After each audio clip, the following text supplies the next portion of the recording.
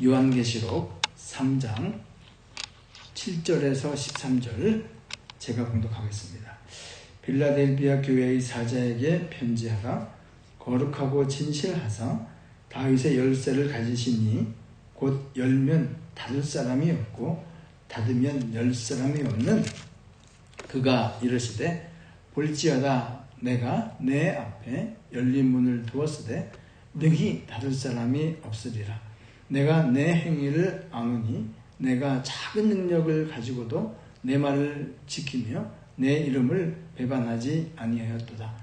보라, 사탄의 회당 곧 자칭 유대인이라 하나 그렇지 아니하고 거짓말하는 자들 중에서 며칠 내게 주어 그들로 와서 내 발 앞에 절하게 하고 내가 너를 사랑하는 줄을 알게 하리라.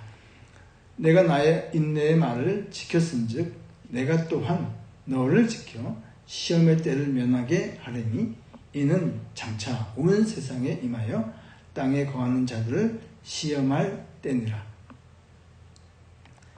내가 속히 오리니 내가 가진 것을 굳게 잡아 아무도 내 면류관을 빼앗지 못하게 하라.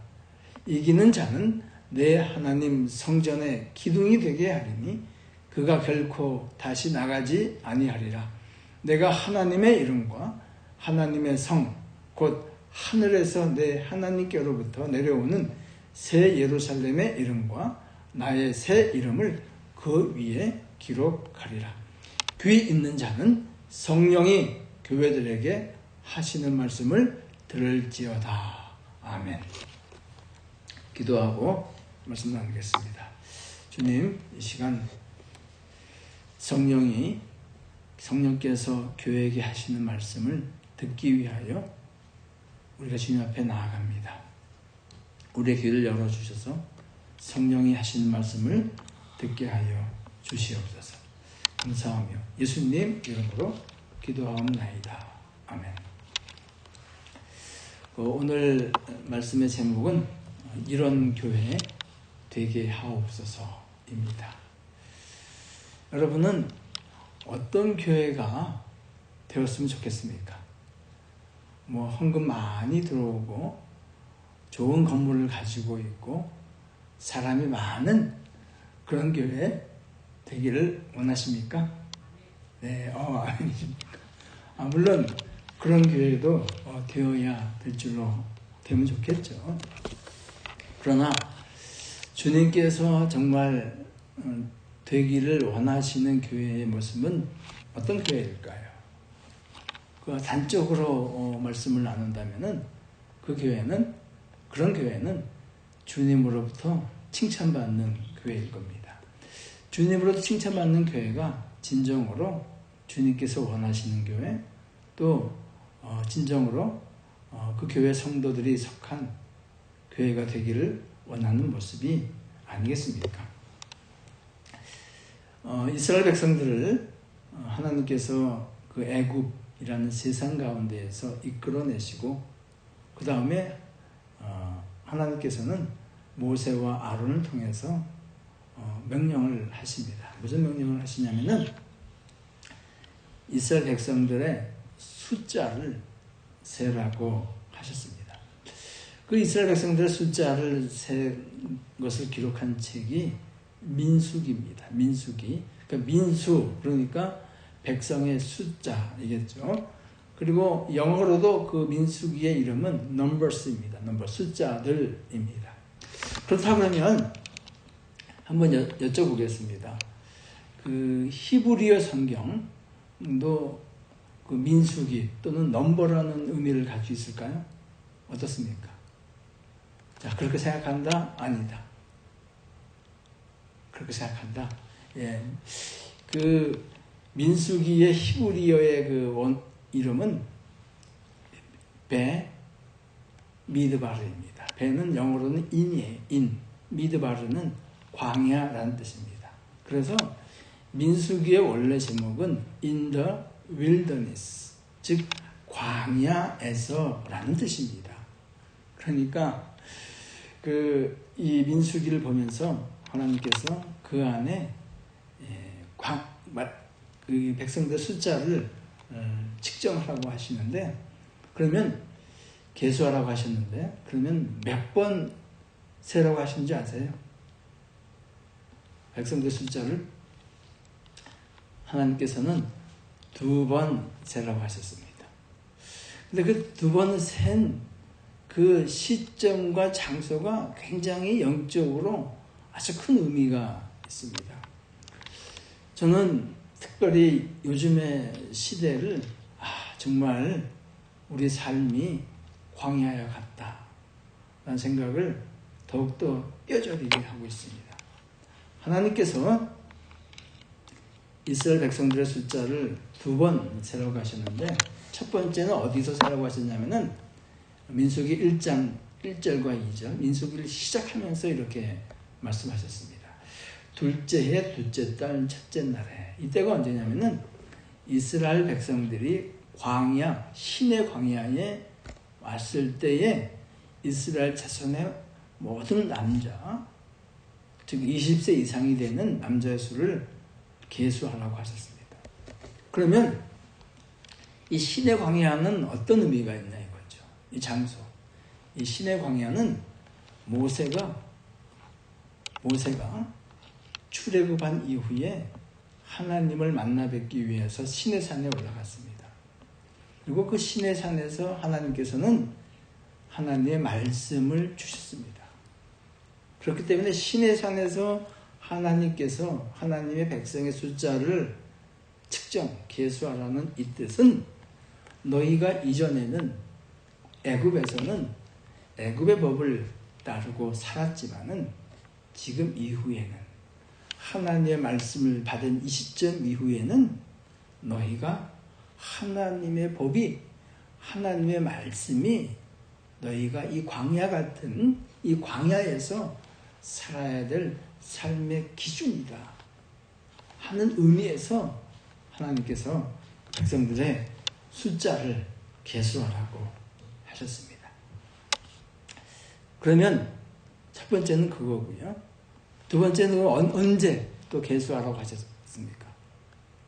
두 번째는요, 이 광야 생활이 거의 다 끝나고 요단강을 건너면 가나안 땅인 그곳, 광야 생활을 마치는 그곳에, 그 시점에서 하나님께서는 다시 한번 백성들의 숫자를 계수하라고 하셨습니다. 그 말씀이 민수기 26장에 나오죠. 한번 읽겠습니다. 시작. 이는 모세와 제사장 엘르아살이 계수한 자라. 그들이 여리고 맞은편 요단과 모압 평지에서 이스라엘 자손의 중에는 모세와 제사장 아론이 시내 광야에서 계수한 이스라엘 자손은 한 사람도 들지 못하였으니, 이는 여호와께서 그들에게 대하여 말씀하시기를 그들이 반드시 광야에서 죽으리라 하셨음이라. 그러므로 여분네의 아들 갈렙과 눈의 아들 여호사 외에는 한 사람도 남지 아니하였더라.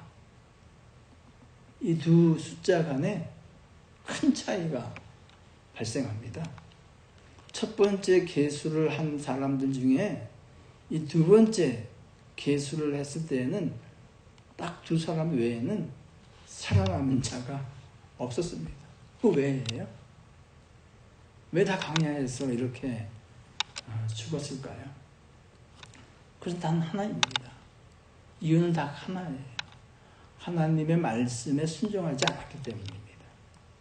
즉 하나님께서 이스라엘 백성들을 불러내어 주시고 그 계수를 한 이후에 그 말씀을 주신 그 시점에 계수를 하셨는데, 이후에는 너희가 세상의 법이 아니라 나를 믿고 나의 말을 순종하며 살아야 그것이 너희의 살 길이라고 말씀하여 주셨는데, 이 단 두 사람 외에는 이 하나님의 말씀을 순종하지 않은 것이죠.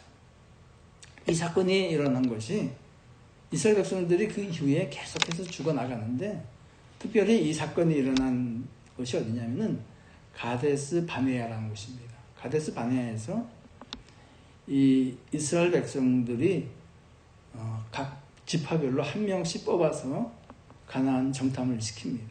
그리고 12명이 돌아와서 보고를 하죠. 보고를 한 다음에 이스라엘 백성들이 그 복을 듣는 다음에 어떻게 합니까? 그들이 밤새서 통곡하며 부르짖습니다. 왜 부르짖었을까요? 하나님 감사합니다. 그들의 복을 들으니까 정말 그 땅은 젖과 꿀이 흐르는 땅이네요. 이 좋은 땅을 허락하여 주셔서 감사합니다.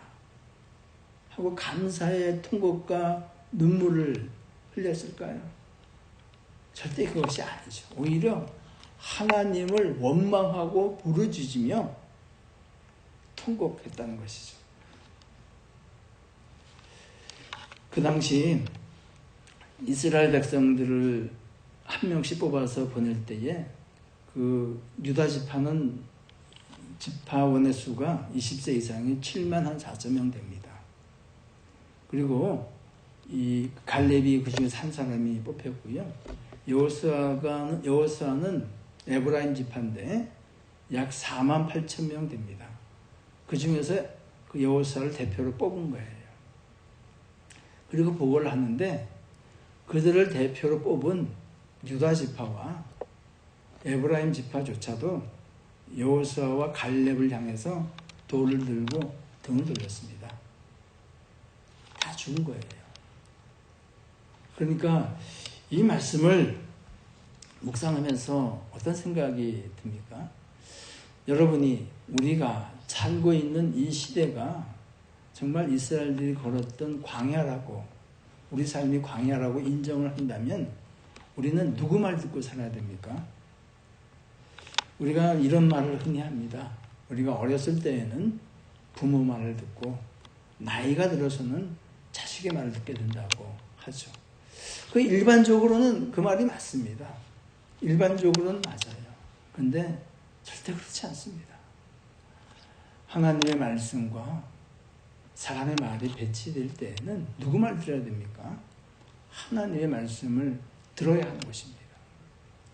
이 여호수아와 갈렙은 어쩌면 그 부족에 있는 사람들도 여호수아 갈렙을 향해서 얘기했을 겁니다. 너 왜 너희 잘났다고? 왜 너희 둘만 딴소리 하냐?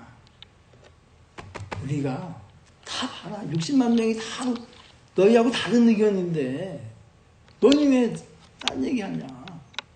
하고 손가락질하고 그리고 돌을 들었다고 되어 있습니다. 그런데 그 사람들이 간 길은 죽는 길이에요. 그 말씀을 듣는 거는, 그 말 듣는 거는 죽는 길입니다. 하나님 말씀을 듣는 길이 사는 길이었습니다. 이 초대교회 소아시아 7교회가 요한계시록 2장과 3장에 나옵니다. 근데 그 중에서 2교회만 책망이 없이 칭찬을 들었습니다. 근데 책망 없이 칭찬 들은 이유는 여호수아와 갈렙이 광야에서 죽지 않고 살아난 이유하고 똑같아요. 뭐예요? 하나님의 말씀을 붙들었다는 거예요. 인내로 하나님의 말씀을 붙들었다는 것입니다. 그 교회가 하나님께 칭찬, 주님께 책망 없이 칭찬을 하는 거예요. 광야에 있는 이스라엘 백성들이 하나님의 백성이라고 한다면 지금 이 시대에 하나님의 백성들이 모여있는 곳은 교회입니다. 교회가 목숨 걸고 지켜야 할 것은, 교회 지체된 성도가 목숨 걸고 지켜야 할 것은 사람의 말이 아니라 하나님의 말씀을 지키고 따라가는 것입니다. 그것이 사는 길입니다. 그래서 7교회에 대한 말씀을 하시면서 늘 마지막에 공통적으로 등장하는 말씀이 있습니다. 그 말씀이 뭐죠? 요한계시록 3장 13절, 오늘 본문의 마지막 절이죠. 뭡니까? 귀 있는 자는 성령이 교회들에게 하시는 말씀을 들을지어다. 할렐루야. 우리는 다른 말 듣는 것이 아니라 교회에 목사 말 듣는 것도 아니고요. 연세 많으신 분들 말 듣는 것도 아니고요. 교회 오래 다닌 사람 말 듣는 것도 아니고요. 누구 말 들어야 돼요? 성령이 하시는 말씀을 귀 기울여야 들어야 합니다. 귀 있는지, 왜 귀가 있다고 합니까? 광야에서 죽은 사람들은요, 귀가 없었어요. 눈으로 볼 때는 귀가 있었지만은 그들에게는 하나님의 말씀을 들을 귀가 없었습니다. 그래서 지금 이 순간에도 교회에게 말씀하시는 성령의 말씀을 듣는 귀가 열리며 그 말씀 따라 순종하며 살아가는 저와 여러분 되기를 간절히 축복합니다. 이 7교회 중에서 2교회가 칭찬을 받았습니다. 그 2교회는 그러니까 책망이 없이 칭찬만 받았다는 거예요. 두 교회 이름은 뭡니까? 2교회 이름은 서머나 교회와 오늘 말씀 빌라델비아 교회입니다. 근데 이 2교회에 공통점이 있어요. 무슨 공통점이 있을까요? 공통점이 있습니다. 그 말씀을 한번 보겠습니다. 2장 9절과 3장 8절 읽겠습니다. 시작. 내가 내 환난과 궁핍을 알거니와 실상은 내가 부요한 자니라. 자칭 유대인이라 하는 자들의 비방도 알거니와 실상은 유대인이 아니요 사탄의 회당이라. 3장 8절. 볼지어다 내가 내 앞에 열린 문을 두었으되 능히 닫을 사람이 없으니 내가 내 행위를 아노니 내가 작은 능력을 가지고도 내 말을 지키며 내 이름을 배반하지 아니하였도다.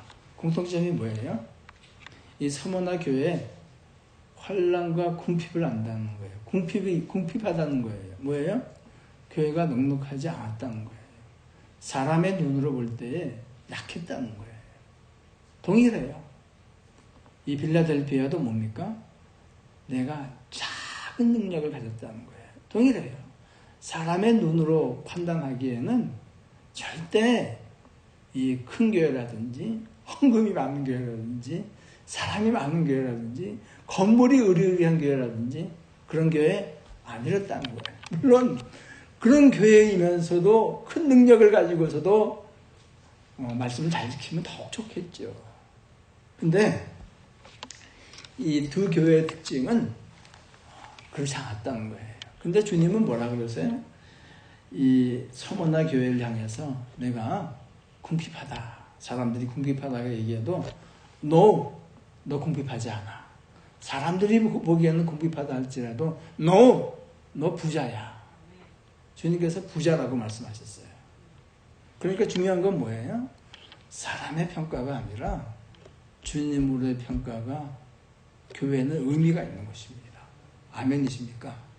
이 2교회의 특징은 사람의 판단으로는 사람의 잣대로는 사람의 눈으로는 절대 능력이 많거나 부자인 교회 아니었습니다. 이 7교회 중에서 부자인 교회 있었어요. 능력이 많은 교회 있었습니다. 예를 들면 이런 교회죠. 이 7교회의 마더 처치라고 하는 교회가 어떤 교회죠? 에베소 교회입니다. 에베소 교회. 이 에베소 교회는요, 사도 바울이 3년 동안 사역했던 교회고요. 그리고 이 말씀을 기록한 사도 요한이 인생의 말년을 보낸 교회고요. 디모데도 사역했던 교회고요. 정말 출중한 하나님의 사역자들이 사역했고 거쳐간 교회고, 또 이 교회를 통해서 소아시아의 많은 교회들이 세워졌던 그런 교회입니다. 그럼에도 불구하고 이 교회는요, 외형적으로는 좋은 사역자들이 있고 일도 많이 했지만 그럼에도 불구하고 이 교회는 어떻게 했습니까? 책망을 받았어요. 또 다른 교회가 있죠. 어떤 교회냐면은 이 부자인 교회가 있었어요. 어떤 교회냐면은 두아디라 교회입니다. 읽겠습니다. 시작. 내가 내 사업과 사랑과 믿음과 섬김과 인내를 아노니 내 나중 행위가 처음 것보다 많도다. 이 칭찬이에요. 보시면은 내 사업을 안다는 거예요. 참 일 많이 했다는 거예요. 섬김도 안다는 거예요. 많이 섬겼다는 거예요. 이 두아디라 교회 부자 교회였습니다. 그럼에도 불구하고 이 두아디라 교회는 칭찬과 아울러 책망도 함께 받았습니다. 그러나 이 서머나 빌라델비아 교회는 사람의 판단 기준으로는 약했지만은 칭찬만 받은 그런 교회입니다. 그렇다고 우리가 가난해지자 그래야 칭찬받는다 이건 아니죠. 그러나 우리의 현실을 이렇게 비춰볼 때 정말 우리는 사람의 스탠다드로 볼 때는 이 서머나와 빌라델비아 교회 같이 정말 사람의 평가로는 판단으로는 능력도 작고 궁핍한 교회입니다. 이 교회가 능력도 작고 궁핍하지만은 이를 통해서 주님을 더욱 의지함으로 말미암아 더욱더 주의 말씀을 믿고 순종함으로 말미암아 칭찬받는 교회가 되어야 될 줄 믿습니다. 정말 안타까운 것은요, 궁핍하기도 하고 능력도 작은데 주님으로부터 책망까지 받는다면 그 얼마나 서러운 교회가 됩니까? 그러니까 우리가 궁핍하고 적은 능력을 가지고 있을지는 모르지만은 주님으로부터 칭찬받는 교회 되기를 예수님의 이름으로 축복합니다. 저는요, 이 말씀을 묵상하면서 떠오른 말씀이 하나 있었어요. 뭐냐면은 주님께서 1달란트, 2달란트, 5달란트 비유의 말씀을 하셨습니다. 근데 이 달란트 비유의 말씀에서는 공교롭게도 많이 가진 자, 2달란트, 5달란트, 그러니까 능력이 많은 사람이 일을 잘했고 칭찬을 받았습니다. 그러나 좀 능력이 작은 1달란트 받은 자는 그 받은 것을 지키지 가지고 일을 하지 않았기 때문에 있는 것마저도 빼앗기고 바깥 어두운 데서 내쫓겨 일을 가는 비참한 상황에 떨어졌죠. 그러니까 우리는 1달란트 가지고 있으면서 이런 상황 가운데 들어가면은 안 되겠습니다. 그렇죠? 만약에 달란트의 비율을 거꾸로 한번 해보세요. 거꾸로 하면 이렇게 됩니다. 1달란트, 2달란트, 5달란트를 주인이 맡겼는데 2달란트, 5달란트 받은 자는 그것을 감췄다고 생각을 해보세요. 그리고 1달란트 받은 자는 그하고 잘 남겨서 또 1달란트 남겼다고 생각해보세요. 주인이 와서 결정할 때 어떻게 하시겠습니까? 2달란트 받은 자, 5달란트 받은 자의 것까지도 빼앗아가지고 1달란트 받은 자에게 주라 라는 말씀을 판단을 심판을 하셨을 거예요. 그 상황이 어느 상황이냐면은 바로 이 서머나 교회와 빌라델비아 교회의 상황입니다. 이러한 축복 가운데 들어가기를 원합니다. 이렇게 할 때에 주님께서는 이 교회에 축복을 주셨습니다. 복을 주셨는데 크게 3가지 복을 주셨다고 오늘 본문은 말씀하죠. 첫 번째는 이 교회가 적은 능력을 가지고 있을지 모르겠지만은 이 교회는 내가 정말 사랑하는 교회라고 주님께서 친히 증거해 주셨어요. 이게 첫 번째 복이에요. 오늘 본문에 나와요. 두 번째 복은 뭐냐면은 이 세상 가운데에 많은 시험과 환난이 찾아오는데 우리가 아시다시피 이 7 교회의 말씀 이후에는 어떤 말씀이 나옵니까? 7인, 그 다음에 7 대적, 7 나팔의 말씀이 나오죠. 그건 다 세상에 임하는 환난, 시험을 얘기합니다. 그 시험과 환난을 어떻게 해요? 면하게 해요. 그 시험과 환난을 통해서도 너희를 지켜주시겠다 하는 말씀을, 복을 이 교회 가운데 허락하십니다. 1번과 2번은 이 땅 가운데서 누리는 받는 축복이에요. 세 번째 복은요, 주님께서 다시 오셨을 때에 이 말씀을 지키고 충성하고 배반하지 않은 이 교회, 칭찬만 받은 이 교회가 하나님의 새로운 성전의 기둥이 되게 해주시겠다 라는 복을 허락하여 주셨습니다. 사실 이 빌라델비아 교회도요, 그 어려움이 없었던 교회는 아닙니다. 이들이 어떤 어려움을 받았냐면요, 오늘 말씀에도 나오지만은 9절 말씀을 보시면 보라 사탄의 회당 곧 자칭 유대인이를 하나 그렇지 아니하고 거짓말하는 자들을 잊었다는 거예요. 그러니까 그 당시에 이 빌라델비아 교회의 세력은 누가 잡고 있었냐면은 자칭 유대인이라는 사람들이 세력을 잡고 있었어요. 그리고 이 빌라델비아 교회는 적은 능력이라고 말씀하시는 것으로 보아서 그 수적으로나 그들에 비해서 힘이 약했어요. 그러니까 그들로부터 환난과 핍박을 당했습니다. 이 빌라델비아. 그렇지만 이 교회가 훌륭한 것은 이 외적으로는 어려움이 있었지만은 내적으로는 전혀 분란이라든지 시험이라든지 그런 것이 없었어요. 이 다른 교회와 비교되는 것입니다. 그래서 이렇게 힘들고 어려운 일을 당했을 때에 주님께서는 어떻게 말씀하시냐면은 때가 되면은 오늘 말씀에도 보시면은 9절 말씀을 제가 다시 한번 읽을게요. 보라 사탄의 회당 곧 자칭 유대인이를 하나 그렇지 아니하고 거짓말하는 자들 중에서 몇을 내게 주어 그들로 와서 내 발 앞에 절하게 하고 내가 너를 사랑한 줄을 알게 하리라 라는 말씀을 통해서 너희를 공격하고 핍박한 그들을 내가 나의 능력으로 그들을 데리고 와서 네 발 앞에 무릎 꿇게 하시겠다. 그래서 이 교회를 사랑하는 줄을 내가 나타나게 하시겠다 하는 말씀이죠. 베드로전서 5장에 있는 말씀을 읽겠습니다. 시작. 그러므로 하나님의 능하신 손 아래서 겸손하라. 때가 되면 너희를 높이시리라. 너희 염려를 다 주께 맡기라. 이는 그가 너희를 돌보시리라. 아멘. 이 말씀이 그대로 이루어진 교회가 어느 교회냐? 이 빌라델비아 교회인 것입니다.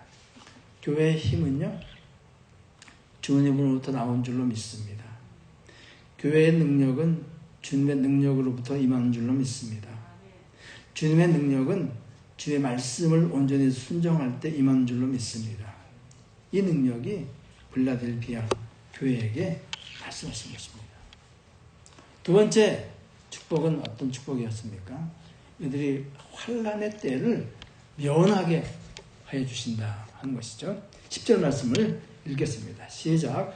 내가 나의 인내의 말씀을 지켰은즉 내가 또한 너를 지켜 시험의 때를 면하게 하리니 이는 장차 온 세상에 임하여 땅에 거하는 자들을 시험할 때라. 말씀드린 것처럼 일곱 대접, 일곱 나팔의 그 환난과 시험이 이제 그 세상 가운데 임하게 됩니다. 그때에 이 교회를 하나님께서, 주님께서 지켜주신다는 거예요. 근데 여기서 질문, 의문이 생겼습니다. 아니, 그러면 지켜주시면은, 순교자도 안 나오고, 교회가 쓰러지지도 않고, 고난도 당하지 않고, 그런 것을 의미할까요? 어떻습니까? 환난의 때에 지켜주신다면 거기 왜 순교자가 있어야 됩니까? 어떻게 생각하세요? 여기에 퀘션이 생겼습니다. 이 말씀을 어떻게 받아들여야 되죠? 어떠한 시험과 환난이 온다 할지라도 예수 그리스도께서 우리를 구원하신 이 구원을 흔들 자가 없다는 말씀입니다. 아멘이십니까? 그 시험과 환난이 온다 할지라도 주님께서는 성도들에게 힘과 능력을 공급하여 주셔서 이것을 이길 수 있는 능력과 인내를 허락하여 주신다는 것이죠. 그래서 사도 바울은 이렇게 말씀하시는 거예요. 다 같이 읽겠습니다. 시작. 내가 확신하노니 사망이나 생명이나 천사들이나 권세자들이나 현재일이나 장래일이나 능력이나 높음이나 깊음이나 어떤 피조물이라도 우리를 우리 주 예수 그리스도 안에 있는 하나님의 사랑에서 끊을 수 없느니라. 아멘. 우리 구원을 주님께서 꽉 붙들어 주시고 지켜주신다는 거예요. 동일한 말씀이 사무엘상에도 나오죠. 다 같이 읽겠습니다. 시작. 사람이 일어나서 내 주를 쫓아 내 주의 생명을 찾을지라도 내 주의 생명은 내 주 하나님 여호와와 함께 생명싸개 속에 쌓였을 것이요 내 주의 원수들의 생명은 물매로 던지듯 여호와께서 그것을 던지시리라. 다윗의 생명을 하나님의 생명싸게 꼭 이렇게 싸주셔서 보호하신다는 거예요. 아멘. 그리고 다윗을 대적한 그 대적들은 이 돌을 던져버리고 물매를 던져버린 것처럼 던져버리신다 하는 것이죠. 이것이 이 빌라델비아 교회에게 임한 주님의 축복이었습니다. 동일한 축복이 하나님의 말씀을 지키는 저와 여러분에게도 이 교회 가운데도 임한 줄로 믿습니다. 자, 11절 말씀을 읽겠습니다. 시작. 내가 속히 오리니 내가 가진 것을 굳게 잡아 내 물건을 빼앗지 못하게 하라. 질문 하나 또 드리겠습니다. 주님 오시면 기쁘십니까? 주님 오셨을 때에 그 부끄러운 자리, 심판의 자리에 서지 않을 자신이 있습니까? 어떠세요? 이 7교회 중에서 전부 다 주님이 오셨을 때에 그 부끄러운 자리에 서지 않은 것은 아닙니다. 그 중에서 몇 교회 교회에 대해서도 주님께서 내가 오겠다, 다시 오겠다고 말씀하셨는데 그때 어떻게 행하시겠다 하신 말씀을 하셨습니다. 보시면 2장 5절 읽어주세요. 시작. 그러므로 어디에서 떨어졌는지 생각하고 회개하여 처음 행위를 가지라. 만일 그리하지 아니하고 회개하지 아니하면 내가 네게 가서 내 촛대를 그 자리에서 옮기리라. 이거는 어느 교회가 하신 말씀이세요? 에베소 교회에게 하신 말씀이에요. 너 어디서 떨어졌는지 회개하지 않으면 내가 간다 이거예요. 오시겠다 이거예요. 이거 내 촛대를 옮기겠다. 무서운 말씀입니다. 또 16절 말씀 읽어주세요. 시작. 그러므로 회개하라. 그리하지 아니하면 내가 네게 속히 가서 내 입에 검으로 그들과 싸우리라. 더 무서운 말씀이에요. 주님께서 교회하고 싸우시겠다는 거예요. 왜요? 그들의 하나님의 말씀을, 인내의 말씀을 지키지 않았기 때문에. 이게 어느 교회에 하신 말씀입니까? 버거마 교회에게 하신 말씀이에요. 또 있습니다. 읽어주세요. 시작. 그러므로 내가 어떻게 받았으며 어떻게 들었는지 생각하고 지켜 회개하라. 만일 깨지 아니하면 내가 도둑같이 이르니 어느 때에 내가 이를지를 내가 알지 못하리라. 주님께서 영광의 주, 구원의 주로 교회에 임하시는 것이 아니라 도둑으로 임하신다는 거예요. 자, 이 에베소 교회, 버가모 교회, 마지막은 사대 교회입니다. 주님이 오셨을 때에 그 주님을 맞이하는 모습이 슬기로운 다섯 처녀와 같지 아니하고 정말 부끄러운 자리에 설 수 있다는 말씀을 하시는 겁니다. 이러지 않기 위해서는 이 세 교회에 동일하게 말씀합니다. 회개하라, 회개하라, 회개하라 라는 말씀을 하십니다. 우리가 지난 18년을 돌아보면서 주님 앞에 내어놓고 회개할 것은 회개하는 이 주간이 되기를 원합니다. 마지막 12절 말씀 읽겠습니다. 시작. 이기는 자는 내 하나님 성전의 기둥이 되게 하리니 그가 결코 다시 나가지 아니하리라. 내가 하나님의 이름과 하나님의 성 곧 하늘에서 내 하나님께로부터 내려오는 새 예루살렘의 이름과 나의 새 이름을 그 위에 기록하리라. 이 빌라델비아 교회가 하나님의 성전에 장차 예수 그리스도께서 오셨을 때에 그 하나님의 성전의 기둥이 되게 하시는데 그 기둥에 세 가지 이름을 써주시겠대요. 뭐죠? 하나님의 이름과 그리고 새 예루살렘의 새 이름과 예수 그리스도의 새 이름을 그 기둥에 써주시겠다고 말씀합니다. 어떻습니까? 하늘나라에서 누가 큰 자입니까? 하늘나라에서 큰 자는 이 세상의 스탠다드로 정말 능력이 많은 교회가 아닙니다. 비록 작은 능력을 가지고 있을지라도 비록 사람의 눈으로는 어려운 교회일 수도 있지만 이 하나님의 말씀을 굳게 부여잡고 인내하며 지킨 이 교회가 하나님 나라에서 큰 교회고 능력이 많은 교회고 칭찬받는 교회인 줄로 믿습니다. 예수가족교회가 주님 앞에 섰을 때에 이런 교회가 되었으면 좋겠습니다. 기도하시겠습니다.